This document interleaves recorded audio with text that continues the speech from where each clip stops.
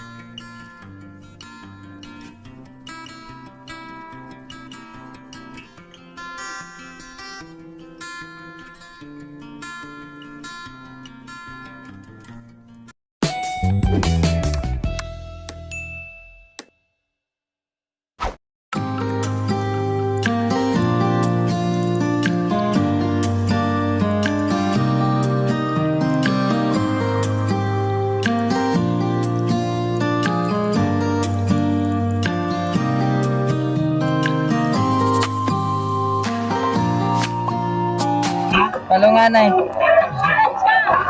Paano palungon? Ayun. Okay. Sound trip si Kuya Toto ah. Ay, Padaplin mo kasama nga. Kamusta? Okay lang po, sir. Maggilid muna tayo. Gilid. Sige, tabangin sila maggilid. Kaya? Kaya, sir, kaya. Alright. Sige, dire. Dito na lang, dito na lang. Sige, anahan mo. Dito po. Dito, gilid na lang ako motor.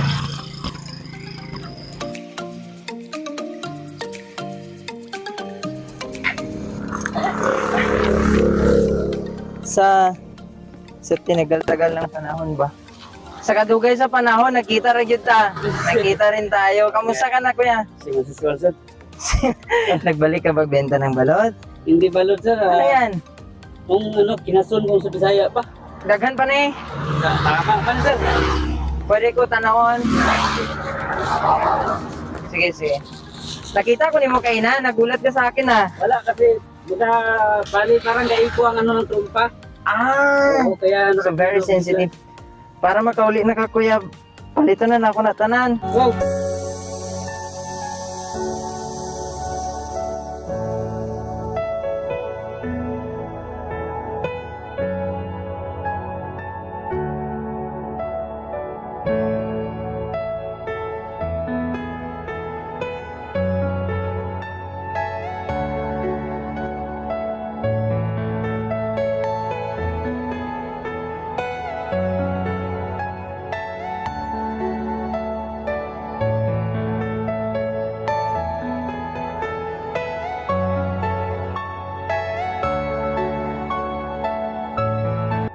Yes. So, pag si Lupin, sir.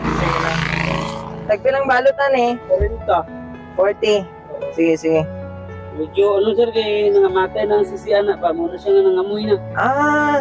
So paano na siya? Okay lang naman? Pag magluto, siguro tanggalin lang yung sisi niya. Sisi. Ito nakapilit dito sa saan? Oo. Okay. Akan yung umrago ng sisi. Ah, sige lang ah. Sila nito na yan. Be, iyapon ako ha. Nakabalot na sir. Sige. Paano man eh? Napay ano diya bo sudanan. Kanang salupin na natin mo. Sige, dali man. Yan, may, napos siya ano din yung mga bay. Napos siya may binibenta pa si Kuya Toto. Ito yung binibenta niya ngayon. Para makauli ka na kay Ulan, Kuya To. Sige lang Kuya To. Nice cellophane dire. Something na mabutangan na mo.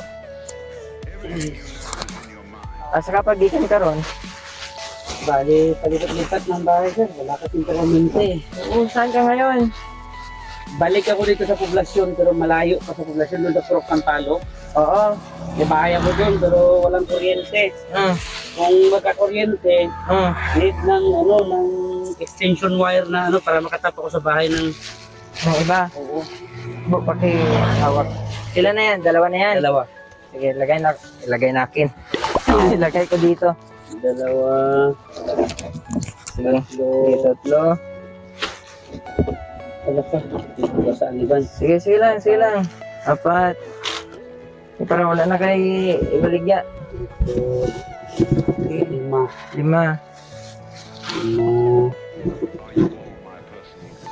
5. Bakit may bato na yan dyan? Hindi, ginatalso ko sa takip ko. Okay. Sila na ni anim? Anim. 6, Walo, nahulog pa. 7. Pito na? 2, 4. Ito, ayan. Oh, sige. 8. 8. Siyam. 10. 2 po. 11. Sige, 11. 11 ba yan? Ikaw 11 ng isa. Wala na. Yan. Hulog. Nahulog. Kunin lang natin yan para hindi hindi naman ni Maho diyan si Mua. Butang na yun. Ay. Tapos uli nakakaroon na kay akyawan naman na mo. Kaya para di ka maulanan. Naulanan kasi kami kanina mga bay. Doon banda sa may sa may Badyangan ba yun? Yeah, doon banda. Ari ko. So 11 times 40 kuya pila. Hindi ko kayang Tagpila. Tag 40 pesos. 40. So ang 10 is 400. Opo. Tapos ang 40 is 440. Oo. Lahat 11 man na pieces.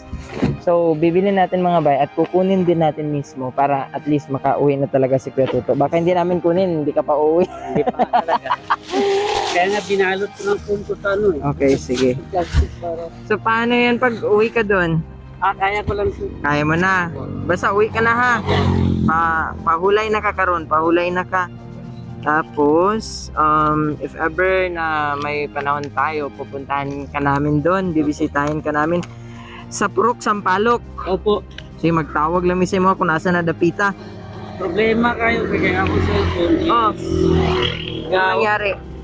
Kaya ko na siya pero hindi siya kayo mag-charge sa minsan. Hindi siya nag-charge. Pwede naman magtanong lang kung sa Palo kung saan banda ni Nato na Sumatra. Kaya yan kasi ang may-ari ng bahay na tinitirahan. Bali free ka din doon. Opo, free ako doon. Ano mo yun, kuya?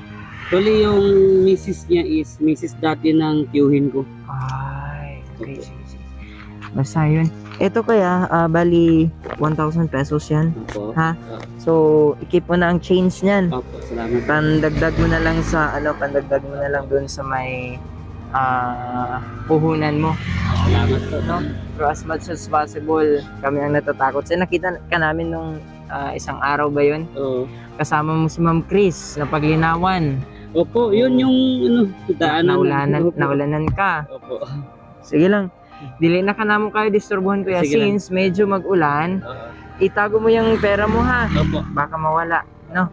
Tapos if ever, bukas mag-deliver ka naman. Opo. Baka magkita tayo tomorrow, no? Opo. So basta pray lang tayo sa Lord kung ano ang dapat nating gawin, ha? Opo. So can we just, pray lang kami sa'yo, short prayer. Opo. For protection and of course for blessing, no? Opo. Mas gracious and Heavenly Father, we thank you nga nakita namo pag-usab, nakita namin Lord God si Kuya Tuto dito sa daan. And Lord, we pray for protection, Lord God, provision for all he needs, Lord God. Ikaw Ginoo maga-provide sa tanan hindi kinahanglan maga-bless kanunay sa tanan niya gina-desire siya kasing-kasing ginaplano, Lord God. Ikaw Ginoo maga-protect kanunay kaniya, Father. And Lord, I pray Lord Jesus na makakita si Kuya Tuto og maayo nga trabaho, Lord God. More than this, Lord Jesus, kasi very delikado kay Lord God ang ingon nga sitwasyon. So Lord, amo ang ginatugyan ng tanan nga nakalimutan kay ikaw man ang labaw sa tanan. Ikaw man ang labaw nga uban ka namo. In Jesus name. Amen. So Kuya To, Sige po, salamat. improve ka na Kuya To, may megaphone ka na. Rumpa yan. Bali, gi-change ko lang sa speaker ko na Yung speaker mo dito. Opo. Sige, ayusin natin mga pa. Sige lang Kuya To, kasi this week punta kasi kami ng Davao eh. Giayos ra din mo tong ganina? Oo. Okay. Yayos ko lang siya kay ulan, kasi mutulan na ako ng karga. Bawal din sa maulanan Kuya To? Opo, bawal yan. Kasi pag hindi maluto agad, basta mabasa, patayan. Sige, salamat sir. Sige Kuya To, mag-ingat ka always. Iatod ka pa na mo? Ay, hindi na, okay na. Ha? Wala magdala sa akong bike pag mutod ko na. Sige Kuya To. Sige, salamat. Sige, God bless Kuya To. Magkita tayo sa sunod adlaw ha. Salamat. Kita tayo sa sunod adlaw. Kaloy sa Ginoo makita pa, ha? Kaloyan sa Ginoo. Sige, una na ka siguro bago kami maglakaw. Tamo na yung dalon, tunga-tungaon na namon ni. Saro mo na yung lagaon. Sige, kuya to. Ay, mabigat siya, mabigat. Mabigat nga yan. Sige. Si kuya to, nagabike na. Taas na pagkidi mong bike karon. Taas na pagkidi mong bike. Oo. Okay, hinay-hinay ka lang. Sige, fights. Bye kuya to. Bato. Sige, hinay-hinay, naikot siya eh.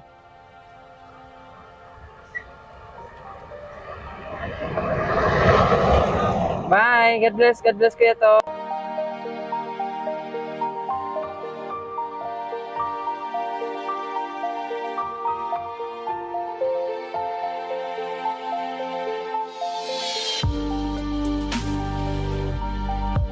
So yun mga bay, ang nakakaawang sitwasyon ni Kuya Toto. Buti na nakita natin na matagal na din natin siyang hindi nakita mga bay. So next, siguro tomorrow by God's grace, makapunta tayo dun sa kanila at mabigyan natin sila ng kunting tulong. So that's it for now mga bay. God bless and stay connected to God.